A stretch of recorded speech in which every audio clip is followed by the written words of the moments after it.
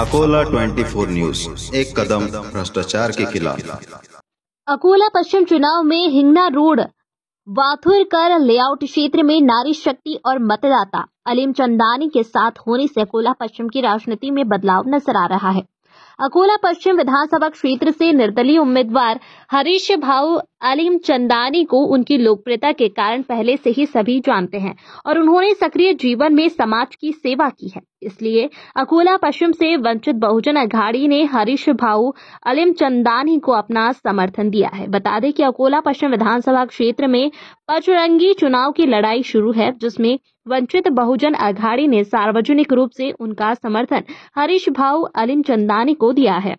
उनकी लोकप्रियता के कारण हरीश भाऊ को हिंगना रोड वाथुरकर लेआउट क्षेत्र में नारी शक्ति और परिसर के मतदाताओं ने यह भरोसा दिलाया कि इस चुनाव में वह सब उनके साथ है और उन्हीं की जीत होगी। मतदाताओं का कहना है कि उन्हें अब जाति और धर्म के मुद्दों पर राजनीति करने वालों की बजाय विकास के प्रति ईमानदार नेता की आवश्यकता है। जनता का समर्थन प्राप्त करते हुए अलीम चंदानी ने अपने सभी चुनावी सभाओं में स्थानीय समस्याओं का समाधान करने का संकल्प लिया है। उन्होंने लोगों को विकास की दिशा में काम करने का वादा किया है, जो उन्हें अन्य उम्मीदवारों से अलग और अधिक आकर्षक बना रहा है। हरीश अलीम चंदानी के गैस चूल्हा चुनाव चिन्ह को लेकर भी लोगों में उत्साह है और जनता का विश्वास उनके प्रति एकजुट होता दिख रहा है।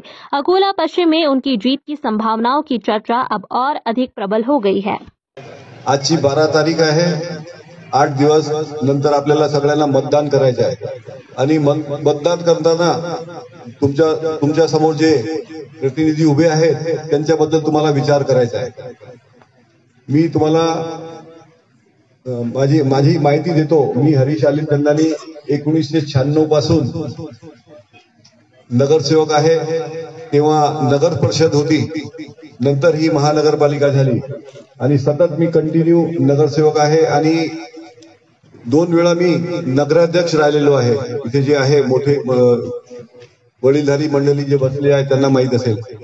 2 वेळा मी नगराध्यक्ष होतो आणि त्याच्यानंतर मी कंटिन्युअस नगरसेवक आहे आणि माझा कार्यकाल जे सगळ्यांनी पाहिला आहे। तेव्हा जेव्हा नगराध्यक्ष होतो तेव्हा लोक म्हणायचे की विनय कुमारजी पाराशर ज्यांनी अकोला शहरला विकसित केला, रक्त बनत नाही, त्यांना रक्त जळवा लागते दर 15 दिवसांनी महिन्यानं आणि ते त्यांचं जीवन जगत असतात आणि पूर्ण लाईफभर ते जीवन तसंवर जगत असतात। ते आमच्याकडे 268 मुलं मुली आहेत जे आज अकोला थॅलेसेमिया सोसायटी जे इथे आपला मोठा मोठा पोस्ट ऑफिस जे आहे त्याच्या समोर आपला हे डे केअर युनिट आहे, जिथं दररोज 15 ते 20 मुलं मुली असतात। एकदम लहान 6 महिन्याचे, 1 वर्षाचे, 3 वर्षाचे, 10 वर्षाचे, त्यांना नेहमी ब्लडची आवश्यकता पडते आणि ते आम्ही काम करतो। त्यांना रक्त पुरवठा टोटल फ्री ऑफ चार्ज आणि त्यासाठी जे खर्च येतो त्यांच्याकडून कोणताही खर्च न घेता, तसेच त्यांना पूर्ण जे मेडिसिन लागते ती पूर्ण फ्री ऑफ चार्ज येतो। म्हणजे तुम्हाला सांगायचं तर तो 1995 ला वारला। नंतर मी असं ठरवलं की आपण हे जर काम सोडलं तर लोकांना माहीतच नाही पडेल आणि थॅलेसेमिया बद्दल जनजागृती बिलकुल आवश्यक आहे। आता जे तुम्ही इथे आमची नारी शक्ती बसली आहे आणि भाऊ बसले आहेत, आपले मुला मुलींचा लग्न ठरवायच्या अगोदर त्यांची ही थॅलेसेमियाची टेस्ट केली पाहिजे। कारण आमचे डे केअरवर असे खूप लोक आहेत, सर्व समाजाचे आहेत। आपण एक चूक करतो आणि ते त्याच्या आपल्याला मुलाला हे आपण इथं किती वर्षापासून तो कार्य बरोबर सुरू नाही आहे त्याच्याबद्दल म्हणजे माझ्या मॅनिफेस्टो मध्ये मी टाकलेला आहे।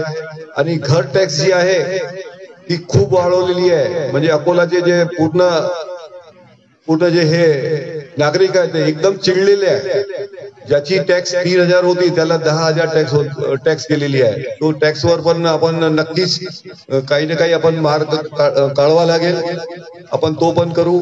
आणि अकोला शहराची पार्किंगची व्यवस्था बघा, शहरमध्ये जे रोड रस्ते आहे ते लहान झालेले आहे, ते मोठे करावा लागेल।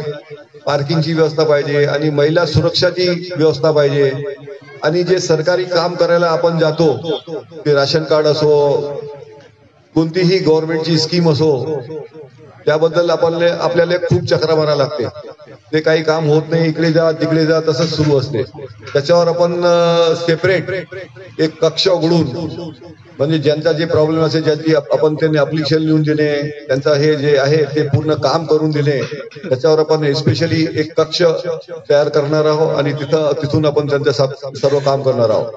आपण हॉस्पिटल बद्दल जे मेन हॉस्पिटल आहे त्याच्याबद्दल जी व्यवस्था आहे तिथं साफसफाई आणि जे इलाज होतो तो बरोबर लोकांना मिळत नाही. त्या अनुषंगाने त्याच्यावर काम करणार आहोत. सुपर स्पेशालिटी हॉस्पिटल चालू झाली असेल पण तिथं अजून पूर्ण स्टाफ नाही आणि पूर्णपणे ती चालू झालेली नाही आहे. सांस्कृतिक भवन असेल इथं तो पण अजूनपर्यंत चालू झालेला नाही आहे.